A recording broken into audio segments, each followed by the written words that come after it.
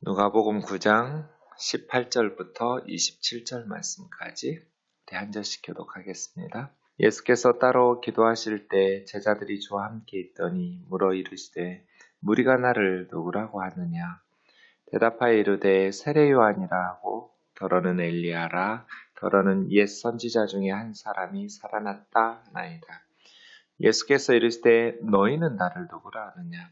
베드로가 대답하여 이르되 하나님의 그리스도시니이다 하니 경고하사 이 말을 아무에게도 이르지 말라 명하시고 이르시되 인자가 많은 고난을 받고 장로들과 대제사장들과 서기관들에게 버림바 되어 죽임을 당하고 제3일에 살아나야 하리라 하시고 또 무리에게 이르시되 아무든지 나를 따라오려거든 자기를 부인하고 날마다 제 십자가를 지고 나를 따를 것이니라. 누구든지 제 목숨을 구원하고자 하면 잃을 것이요. 누구든지 나를 위하여 제 목숨을 잃으면 구원하리라. 사람이 만일 온 천하를 얻고도 자기를 잃든지 빼앗기든지 하면 무엇이 유익하리요? 누구든지 나와 내 말을 부끄러워하면 인자도 자기와 아버지와 거룩한 천사들의 영광으로 올 때 그 사람을 부끄러워하리라. 내가 참으로 너희에게 이르노니 여기 서 있는 사람 중에 죽기 전에 하나님의 나라를 볼 자들도 있느니라. 아멘. 18절 말씀 보시면 예수님께서 따로 기도하실 때 이렇게 시작하고 있습니다. 누가복음은 기도의 중요성을 강조하고 성령의 중요성을 강조하는 복음서라는 것을 또 확인할 수 있습니다. 예수님께서 정말 피곤한 사역을 이렇게 감당하셨는데 성경에 보면 계속해서 주님은 기도하시는 모습을 우리에게 보여주고 있습니다. 예수님이 그렇게 기도하셨다면 우리도 당연히 우리는 뭐 더 말할 것도 없겠죠. 예수님보다 연약한 우리들은 육체가 피곤하다고 해서 기도하는 것들을 게을리하게 되면 더 피곤하게 되거든요. 영적으로도 힘을 얻지 못하니까요. 그래서 피곤하면 쉬는 게 아니라 기도하는 거예요. 예수님처럼 말이에요. 예. 물론 막 너무 그걸 무시하는 것은 아니지만 육체적인 컨디션이나 상황들을 무시하라는 말은 아니지만 우리가 항상 기도에 힘써야 주의 일들을 감당할 수 있겠죠. 기도하고 계실 때 제자들이 주와 함께 있더니 물어 이르시되 무리가 나를 누구라 하느냐. 이게 세상에서 가장 중요한 질문이죠. 그러니까 제가 늘 말씀드리는데 구원에 확신이 있느냐 없느냐 이건 쓸데없는 질문이에요. 이단에 빠진 사람들 자기들 구원에 확신 있다고 엄청나게 요즘 신천지가 더 불안한 것 같아요. 자꾸 편지를 보내고 메일을 보내요. 근데 편지도 그냥 손편지로 써서 더 정성껏 막 한 2장, 3장씩 써서 보내요. 제가 가끔 읽어보거든요. 정말 안타까워요. 어느 청년들이 쓴 것 같기도 하고. 그런데 이렇게 성경을 아는 사람이 보면 정말 엉터리라는 것을 알 수 있거든요. 그런데 그것이 진짜라고 믿고 쓰고 신천지에 빠져서 사는 거잖아요. 자기들만 구원이 있다고 교회를 향해서 목사를 향해서 그렇게 정성껏 손편지를 쓰고 이런 것들을 보면 참 안타깝기도 하고 그러면 이제 저도 가능한 최선을 다해서 정성껏 답장을 보내거든요. 이만희가 죽으면 꼭 나오라고 딴소리 하지 말고 성경을 바르게 알지 못하는 것이 정말 위험한데 안타깝다고 이렇게 써요. 가능하면 상처되지 않게 그러면서도 신천지에서 꼭 나오라고 이렇게 하는데 구원의 확신이 얼마나 좋은지 몰라요. 구원의 확신이 있습니까? 있습니다. 라고 대답한다고 구원받아요? 아니죠. 그럼 질문을 바꿔야 돼요. 무리가 나를 누구라고 하느냐? 너희는 나를 누구라고 하느냐? 이게 좋은 질문이에요. 예수님이 누구십니까? 세상 사람들은 예수님을 누구라고 하고 당신은 예수님을 누구라고 합니까? 이 질문에 대한 답이 그 사람의 믿음이 제대로 되어 있는지 잘못되었는지 알 수 있는 거죠. 구원의 확신이 있는가 없는가 그거 대답에 따라서 구원받기도 하고 구원받지 못하기도 하고 하는 거 아니에요. 그래서 세상에서 가장 중요한 질문은 예수님이 누군가 하는 거예요. 당신은 예수님을 누구라고 하는가? 이게 세상에서 가장 중요한 질문이에요. 대답하여 이르시되 세례 요한이라고 합니다. 우리가 어제 본문 7절 8절에서 헤롯 안디바 내가 죽였던 세례 요한이 다시 살아났다. 그렇게 말했죠. 어떤 이는 엘리야라고 합니다. 어떤 이는 옛 선지자 중에 한 사람이 살아났다 합니다. 엘리야도 죽은 자를 살리고 많은 능력을 행하니까 또 그런 엘리야라고 하기도 하고 옛 선지자 중에 한 사람이 다시 살아났다 한다고도 합니다. 20절이요. 너희는 나를 누구라고 하느냐. 이 신앙 고백이라는 것은 개인적이죠. 너희는 다른 사람들이 말하는 것을 듣고 앵무새처럼 따라하는 거 아무 의미가 없죠.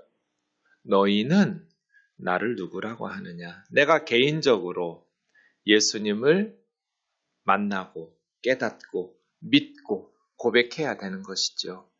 그러려면 예수님이 어떤 분인지 예수님의 정체성을 바르게 깨달아야 돼요. 예수님을 인격적으로 만나야 돼요. 성경을 통해서 배워야 돼요. 너희는 나를 누구라고 하느냐? 그때 베드로가 대답하죠. 하나님의 그리스도. 그리스도십니다.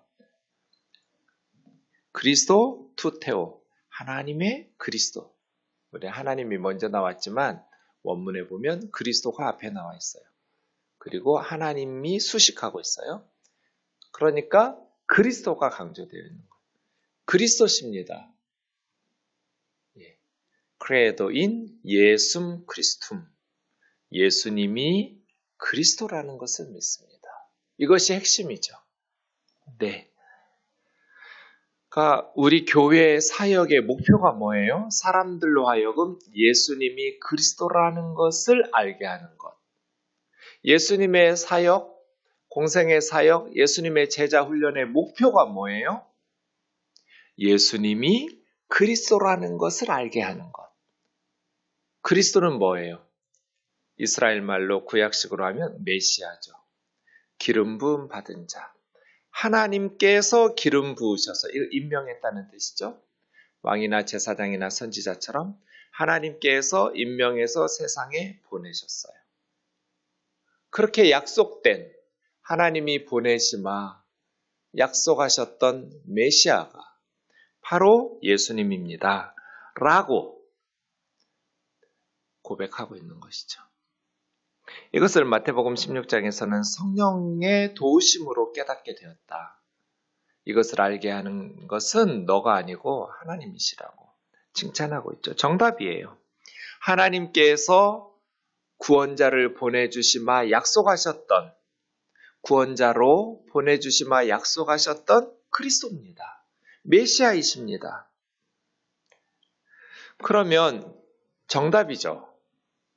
널리 퍼뜨려라, 전파해라 이러셔야 되는데 21절에 경고하시면서 아무에게도 이르지 말라라고 명령하시는 거예요. 왜요? 유대인들이 잘못된 메시아관을 가지고 있었기 때문이에요. 유대인들은 메시아가 오시면 로마로부터 해방될 걸로 경제적인 풍요와 사회적인 공의와 평화를 당장에 눈에 보이는 그러한 방식으로 이루어 주실 그런 구원자 메시아, 이스라엘의 구원자, 이스라엘의 회복자로 기다리고 있었어요. 예컨대 너희들 떠들면 꿀밤 맞아? 선생님이 꿀밤 줄 거야? 유치원 아이들에게 그렇게 말했는데 그걸 비유적으로 듣지 않고 정말 맛있는 꿀밤을 줄 줄 알고 막 어떤 아이가 떠들면 꿀밤을 잘못 해석한 거잖아요. 메시아를 보내줄 거야 라고 말씀하셨는데 이스라엘 사람들이 사도 바울조차도 이걸 이제 세상적 관점, 육신적 관점의 메시아관을 가지고 있었다고 말하는 거예요. 고린도후서 5장 16절, 17절에 보면 그리스도를 육신적으로 알고 있었다고 내가. 세속적인 의미의 구원자, 그건 정치적인, 경제적인 그런 의미일 거잖아요. 그렇게 보니까 예수님의 십자가와 부활의 이야기를 다 들었음에도 불구하고 자기들이 기다리고 있었던 구원의 모습이 아니었기 때문에 예수님을 믿지 않은 거죠. 사도 바울 같은 사람들이. 그런데 다메섹 도상에서 부활하신 주님을 만난 후에야 비로소 내가 잘못 알고 있었다라는 것을 사도 바울이 깨달은 거죠. 네. 그래서 내가 예수님을 잘못 알고 있었구나. 그렇게 고백하면서 이제부터 아무 사람도 육신적으로 알지 않겠다라고 다짐하고 있어요, 바울이. 그게 고린도 후서 5장 16절이죠. 우리가 이제부터는 어떤 사람도 육신을 따라 알지 아니하노라. 우리가 비록 그리스도도 육신을 따라 알았으나 이제는 그같이 알지 아니하노라. 그런즉 누구든지 그리스도 안에 있으면 새로운 피조물이라. 이전 것은 지나갔으니 보라 새 것이 되었도다. 17절은 익숙하죠? 예, 고린도후서 5장 17절 그 바로 앞에 있는 15절, 16절이 중요해요. 그래서 17절을 이야기한 거니까요. 육신적으로 알았다는 거예요, 그리스도도. 그래서 내가 예수 믿는 사람들을 죽이고 잡아 가두고 박해하는 죄를 범한 거예요. 하나님을 위해서라고 생각했는데 오히려 하나님의 일들을 회방하고 핍박하고 박해하는 자로 죄인 중에 괴수로 살게 되었던 거예요. 그래서 이제는 어떤 사람도 세상적인 기준으로 판단하지 않겠다고 다짐하고 결심하는 모습들이 바울에게 보이는 거죠. 그러고 있기 때문에 21절처럼 경고하시면서 아무에게도 말하지 말라고 베드로에게 제자들에게 말하는 거예요. 그렇게 떠들고 다니면 예수님이 원하시는 방식으로 사역을 하실 수 없기 때문이에요. 언제까지 이렇게 돼야 되느냐? 십자가와 부활 때까지예요.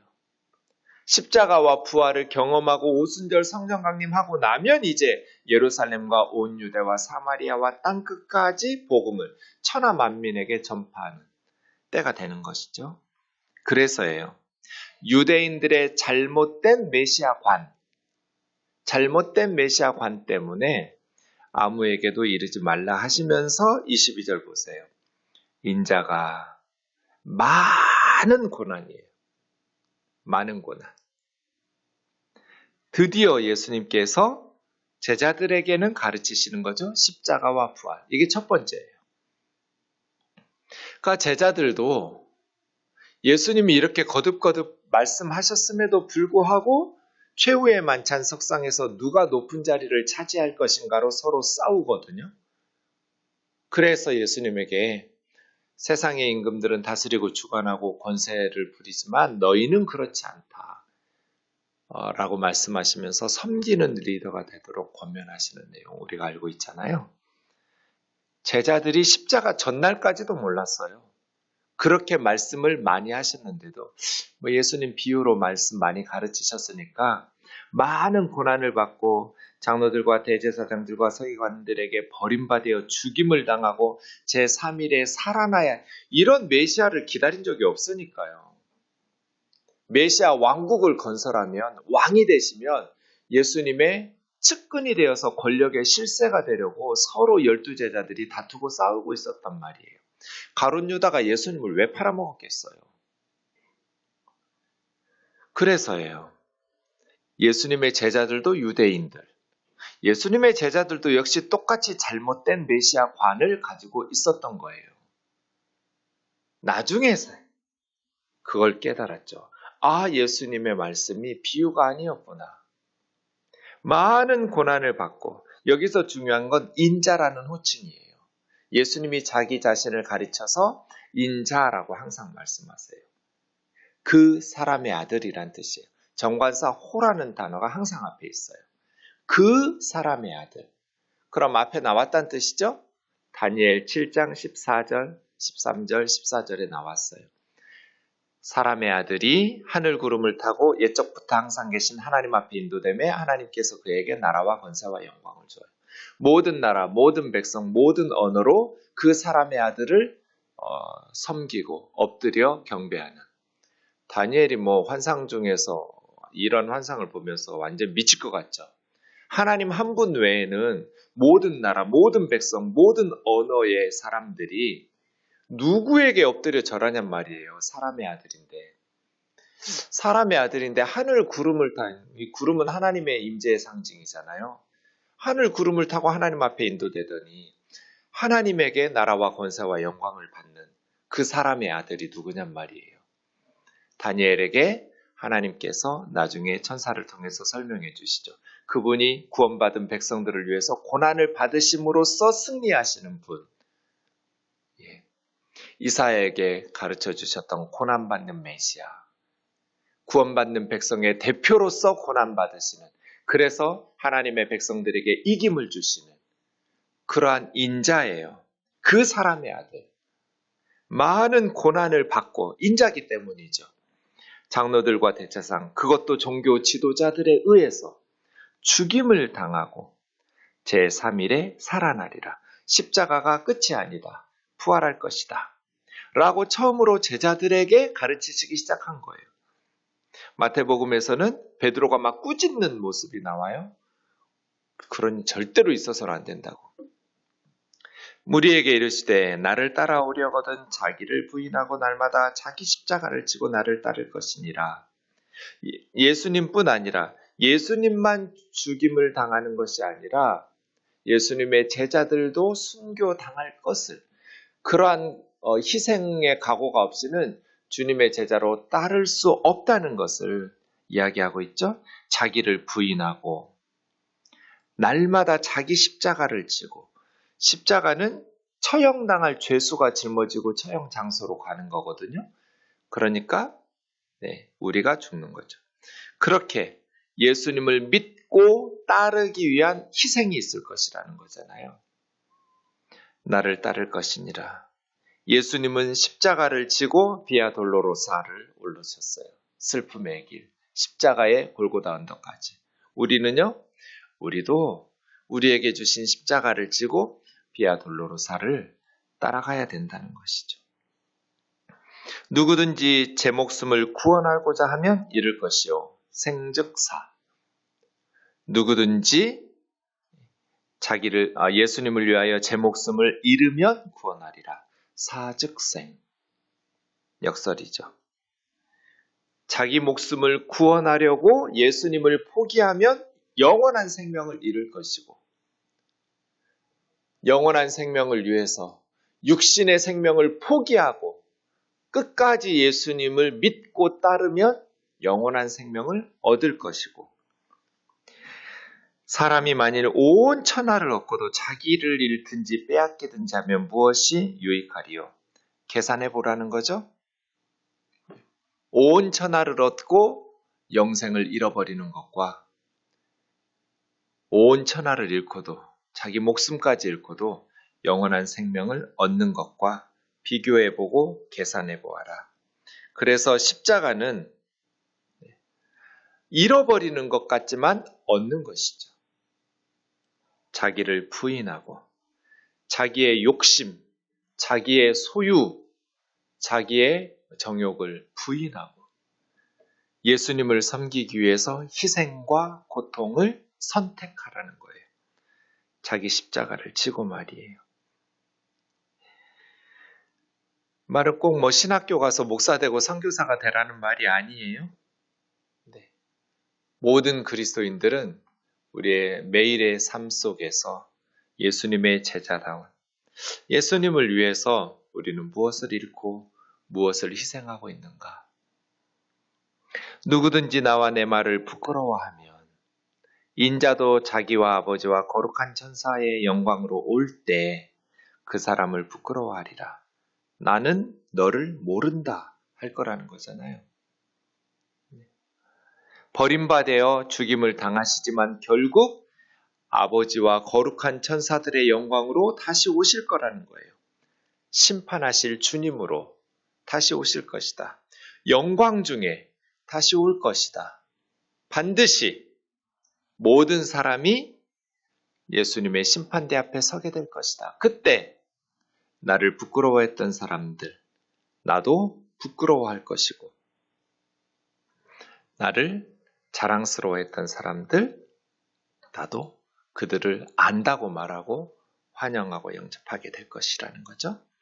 마지막 27절이요. 내가 참으로 너희에게 이르노니 여기 서 있는 사람 중에 죽기 전에 하나님의 나라를 볼 자들도 있느니라.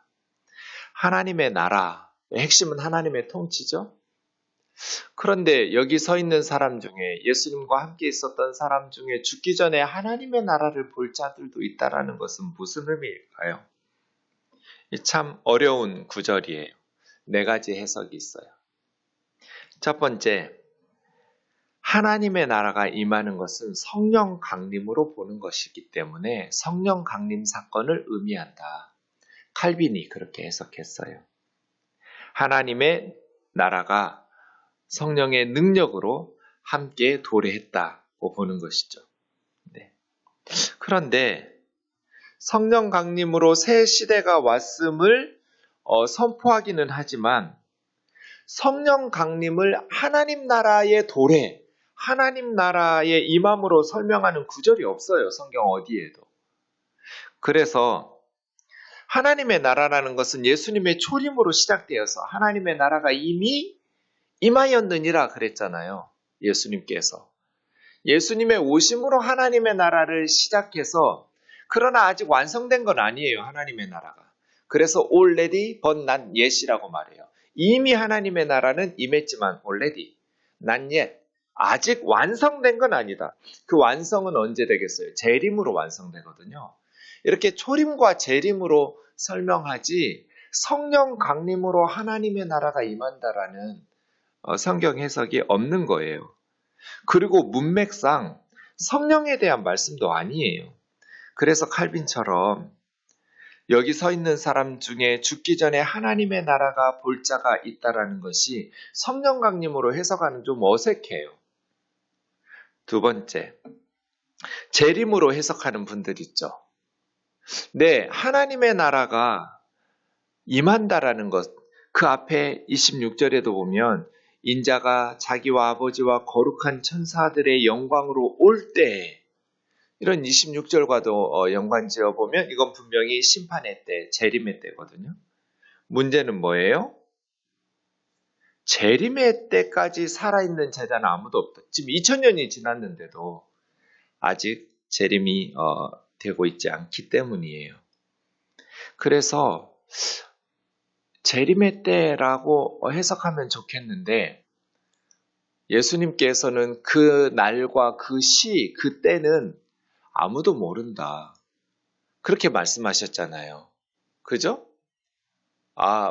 그 날과 그 시는 모르지만 여기 있는 사람들이 하나라도 몇이라도 죽기 전에는 온다. 이런 의미로 말씀하실 리는 없잖아요. 그래서 문맥상 재림인 것 같긴 한데 내용상 말이 안 돼요. 그럼 재림이 지연됐나? 원래는 예수님이 바로 임박한 재림을 이렇게 말씀하셨는데 재림되셨나? 그렇지 않아요. 천사들도 모르고 아들도 모르고 그날과 그 시는 아버지만 아신다. 이렇게 말씀하신 것 때문에 그래요. 세 번째는 AD 70년에 예루살렘이 로마에 의해서 무너지면서 예루살렘 성전도 무너졌어요. AD 70년에 예루살렘 성전의 붕괴와 예루살렘의 멸망을 의미하는가? 여기 서 있는 사람 중에 죽기 전에 그것을 보는 사람들도 있긴 하겠죠. 그런데 그럴 것 같지는 않아요. 그것이 예루살렘의 멸망이 하나님의 나라가 임한 것으로 보기는 어렵잖아요. 그러면 여기 서 있는 사람들이 다 보는 건 아니고 사람 중에 몇은 하나님의 나라가 그들이 죽기 전에 임할 것을 볼 자들도 있느니라라고 말했는데 몇 사람이 하나님의 나라가 임하는 것을 본다라는 것을 무엇으로 해석할까? 저는 네 번째 변화산 사건으로 봐요. 그 다음 28절 내일 새벽에 우리가 살펴볼 말씀이 변화산 사건이거든요. 변화산 사건이라는 것은 뭐예요? 예수님의 영광을 미리 경험한 거잖아요. 예수님의 영광, 변화산에서. 그때 예수님의 영광은 창세 전부터 가지고 계셨던 영광이고, 성육신 하실 때 예수님의 영광을 내려놓으시고 사람의 모습으로 오셨잖아요. 태초부터 성부, 성자, 성령이 함께 가지셨던 동등하신 영광을 이제 성육신 하실 때 예수님은 동등한 영광을 취할 것으로 여기지 않으셨거든요. 그런데 변화산에서 딱 한 번 예수님이 어떤 분이신지 모세와 엘리야와 함께 하얗게 변화되시면서 영광스러운 모습으로 변한 모습을 3명의 제자만 봤거든요. 베드로와 야고보와 요한이. 그래서요. 변화산 사건은 예수님의 영광, 재림 후에 이루어질 영광스러운 하나님 나라의 전조라고 보는 거예요. 재림 시에 드러날 예수님의 영광을 미리 살짝 맛본 것으로 해석하는 그러면 여기 서 있는 사람 중에 죽기 전에 하나님 나라를 볼 자들도 하나님 나라의 영광을 맛볼 자들도 있다라는 것이 해석이 되면서 하나님의 나라의 영광스러운 모습들을 경험하게 되는 그러한 말씀으로 해석할 수 있겠죠. 어떤 해석도 다 만족스럽지는 않아요. 그래서 천국에 가면 성경 질문해야 될 성경 목록이 제 컴퓨터에 가득 있어요. 수십 페이지예요. 저도 잘 모르겠어요. 예수님에게 물어보고 싶은 성경 구절이 많이 있어요. 그 중에 하나예요. 여기 서 있는 사람 중에 죽기 전에 하나님의 나라를 볼 자들도 있느니라. 이 말씀 무슨 뜻일까? 이렇게 2000년 동안 성경학자들이 다양하게 해석하면서 다양하게 이야기하고 있는데요. 여러분, 성경이 하나님의 말씀이고 오류가 없는 완벽한 진리예요. 그러나 어떤 사람의 성경 해석도 오류 없이 완벽한 사람은 한 사람도 없어요.